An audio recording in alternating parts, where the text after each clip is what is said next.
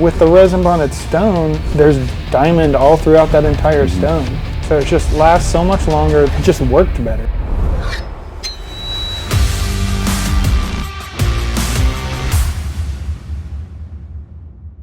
What's up guys, welcome back to the workshop. I'm excited to get into this one with you because we are getting into the details of 3 new offerings for the professional precision adjust knife sharpener. You've been asking for this stuff and we think we've delivered above and beyond. But before we jump into that, let's go over the precision adjust for anyone that might be new to this sharpener to get them caught up to speed. Starting out with the original precision adjust, this was probably the most bang for your buck sharpener you could get and still is for under $100. But we quickly realized there were some limitations by using this plastic frame, and you guys wanted to be able to sharpen larger kitchen knives and smaller pen knives. Where this system just had its limitations is where we moved on to the professional precision adjust, or as we like to call it, the Pro PA. A more robust tower, more stone offerings, 5 diamond abrasives, a ceramic and a leather. Now we're seeing better results on your edges than you've ever seen before. But it wasn't enough still. You wanted more. You wanted finer abrasives, you wanted a case to put it in, and you wanted more versatility. And we think we've delivered on that with the Pro PA Elite. Check it out. This is the Professional Precision Adjust Elite by Worksharp. Crafted for the few who demand nothing but the best. Elements like rigid metal construction, a full suite of diamond abrasives, and quarter-degree digital angle indicator build the ultimate foundation for sharpness, precision, and consistency. But you're here for the bragging rights. Our 3 resin-bonded diamond stones, inspired by the Japanese whetstone, deliver unparalleled refinement and a mirror finish reserved only for the elite. The premium leather strop leaves the final step in your hands. Use our included honing compound or choose your own. Either will leave you amazed at what's possible. Housed in a rugged, dust and water-resistant premium carry case, whether you're in your workshop or out in the field, it's built to go wherever you go. Clamp your knife, choose your grit, set your angle, and step by step, expose an elite edge every time. Elite precision, elite finish, elite portability. No other sharpener comes close. This is the most complete knife sharpening kit ever made. Make sharp happen. Boom! You asked for it, we delivered. We've got the new resin bonded stones and I've been using them like crazy and the results speak for themselves, guys. But before we get into the stones, I want to talk to you about the new case. The new case is an injection molded case that's basically life-proof.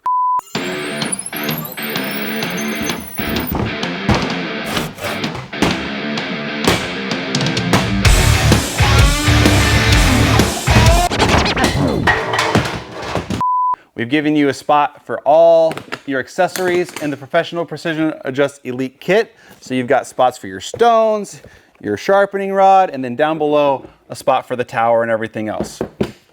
This is designed to be able to go on the go, wherever you need it, wherever you want it, and not have to worry about how everything's doing inside the box. As you can see, this new case is awesome, but the real star of the show is the new resin bonded stones. Resin bonded is something that's new to us as a sharpening technology. We typically use electroplated stones or diamond stones. This new resin bonded technology takes it to the next level to achieve these edges that this kit is delivering on. But to learn more about it, I need to bring in a professional. Sam Jacobson was our lead engineer on this project. Let's jump over and interview Sam to find out a little bit more about what makes these stones so special. All right, guys, well, we're here sitting down in the conversation corner here. Sam, welcome. Sam is our manufacturing engineer who kind of led the journey on arriving at these resin bonded stones. Resin bonded is different in the sense that we have the diamond particles in it as well as chromium oxide. So chromium oxide is really good at polishing, and diamond is, as we know, a lot more durable and tough. So if you combine the two in the resin bonded mixture, you can get kind of both at the same time. Okay. You get the cutting power of the diamond, the polishing of the chromium oxide, and the stone itself is not going to dish or wear, and so it'll last pretty much the life of the sharpening without having to adjust it. Really what we were doing was looking at our grip progression and trying to find something that really worked for our system and really could produce results coming from our electroplated diamond, because we're really happy with our electroplated diamond. Yep. And we wanted something that could take that from our kind of our 800 grit electroplated diamond and get it to the ceramic and leather, and kind of make that what we felt like was a little bit of a jump there.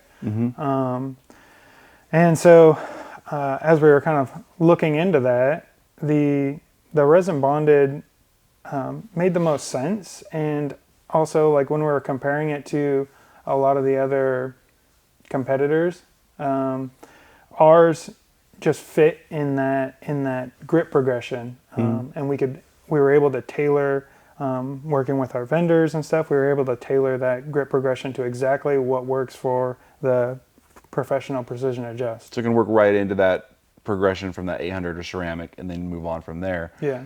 What did you learn in this journey, or what were some of the challenges you ran into right away that let you know, like, we're gonna have to go to resin?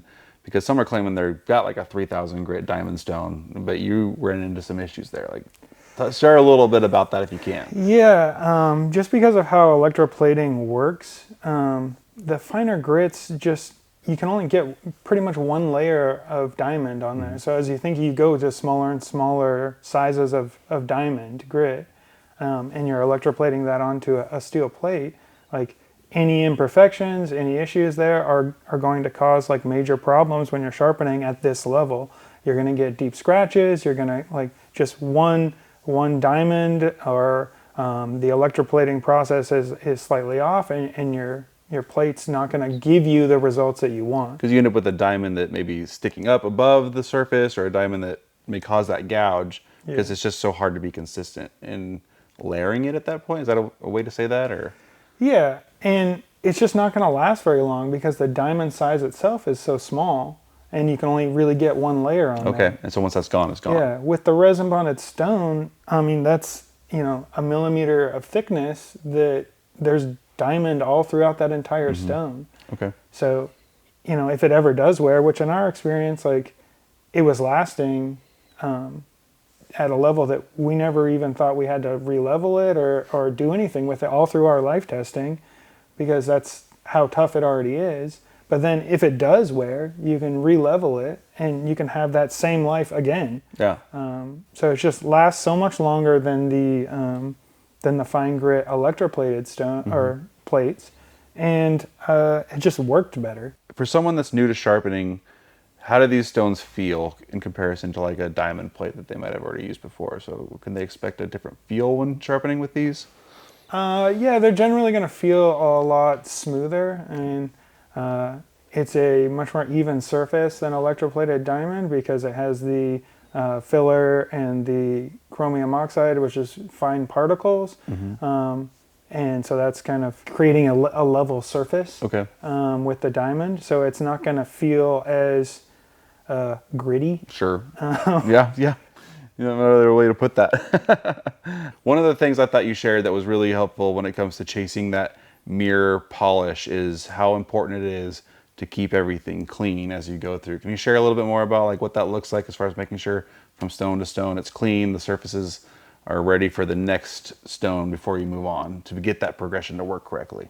With any of the mirror polishes, like when you're trying to go at that level, any defect, especially when you're dealing with diamond, because diamond's so hard and it's so easy to scratch surfaces, any of the electroplated diamond, even the 800 grit, is at a size that, when you're trying to get 2,000, 3,000 grit from these resin stones, any of those stray diamond particles, or even knife grit from those particles. So as you go through each step, making sure, okay, now I'm going to clean this off and make sure there's no leftover knife or like diamond particles, and make sure everything's clean. And even going from resin stone to resin stone, because we're going from 1,200 grit resin stone down to a 3,000 grit resin stone. So whatever knife material that's coming off during that, especially if it's a harder knife, then those particles could even cause small scratches on your 3,000 grit.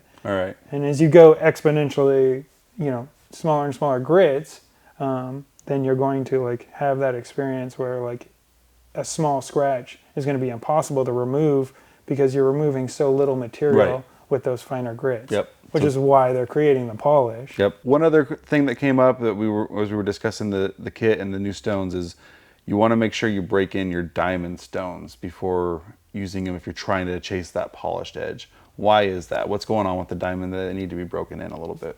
Yeah, so how we do our diamonds themselves, we like to have a little bit of, make sure the electroplated diamond works really well. And so to get kind of an aggressive electroplated diamond, there's going to tend to be a lot of diamond on it. Right. And so when you have a lot of diamond on the plate, there's going to be some that are a little bit looser than others. Okay. So during that first sharpening, some of those diamond are going to like break off a little bit. Pop off, yeah. And that's just a function of the fact that, we're trying to get as much diamond as possible on these electroplated plates. Okay. And when that happens, That's the result. Some are going to come off. So if you're chasing that polish, those could pop off. So use stones that are broken to avoid those deep gouges that might occur using a brand new stone. Sam, these resin bonded stones were almost like a recipe that came from traditional wet stones. Can you share a little bit more about that? And should you be getting these wet, or can you run them dry? Is there an advantage one way or the other? I would always recommend just running them wet. When you're running them dry, they'll tend to pick up more material, embed more material in the stone itself. You can clean that off, or you can actually, use a leveling or one of our electroplated diamond to like kind of grind that out if you need to. Okay. So when you're running them dry, you'll notice similar performance, and some people say it's even better performance, but you're kind of risking damaging the stone. I see. A little bit. So I always kind of prefer to run them wet, and you just want them a little bit wet. But like a couple drops of water here, not like you don't want soaking them or anything. And this is the reason why we kind of went down this road and not like a full whetstone or anything like that too. One of the reasons was, aside from the performance thing, is we wanted something that was relatively easy. We didn't want something that needed a lot of water or anything like that. We didn't want something that was going to be super messy. You shouldn't have like a bunch of water dripping off the stone or anything like that. You're using it wrong. Yeah, you should just have like a pretty much a drop of water, or like I said before, like get your finger wet and rub it on the stone. You just want a little bit of wetness there, and it should work really well that way. Well, Sam, it's been awesome learning more about these stones, and thanks for doing the work to arrive us here. I think we've really got something that's going to deliver impressive results. Thanks for coming on, man. Yeah. All right, guys, let's head back over to the workshop where I'm going to show you one more awesome product we're about to deliver and give some tips and tricks to get the most out of your Pro PA Elite. As you can see, a lot went into creating those new resin bonded stones, and we are super stoked about the results they're producing. But it'd be a shame to overstep the new premium leather strop that is included in this kit. We send the leather strop out bare leather, so you can put on whatever emulsion or paste you may want to apply to it, but we also include our 1/2 micron green compound that you can rub into the leather. This is a tried and true formula that delivers the results you'd expect out of a sharpening system like this. So we've shown you the case, we've shown you the new resin bonded stones, we've even shown you the new leather strop. But I can already feel a comment out there asking, but Kyle, I want to use my own stones. Well, guess what? This is a sold separately piece, but it's the universal stone holder. It can hold stones from 4 inches to 6 inches, both tapered and squared, and obviously has a spot to be able to hold our abrasives as well. It's also got a spot in the carrying case dedicated to it. It's a great addition to the most complete sharpening kit ever made. All right, guys, that's about gonna do it for this video, but I do wanna leave you with a few tips and tricks if you're starting out using this system to chase that mirror polish finish. The first thing you're gonna wanna do is have a nice clean workstation to work in and have some cleaning supplies like a brush or towel to clean things off as you use the system. Make sure it's well lit so you can see what you're doing, and every time you change abrasives, clean things off and make sure you're not getting any grit contamination that's gonna carry over and make deep scratches that you're gonna have to try to buff out later. The second thing is to use light pressure. Again, the whole idea here is to make sure that we're just taking each layer off, just like Sam kind of mentioned. So we want to make sure that we're using light pressure and not causing any other deep grooves. The last tip I'll leave you with is be patient. Take your time on this. This isn't a quick process. If you take your time, the rewards will be there. If you're watching this and you already have the professional precision adjust, you might be thinking, man, I don't know if I need everything there. Well, I've got good news for you. Everything you've seen in this video will be available on our website for individual purchase, so you can build out a kit the way you want it. We're stoked about these new offerings. We can't wait to see what edges you guys create. If you think there's anything we've left out, leave a comment down below. Obviously, we're listening. We're always trying to make this sharpener better. If you've got questions, our customer service team's here to help. Hit them up at worksharptools.com. Thanks for watching, guys.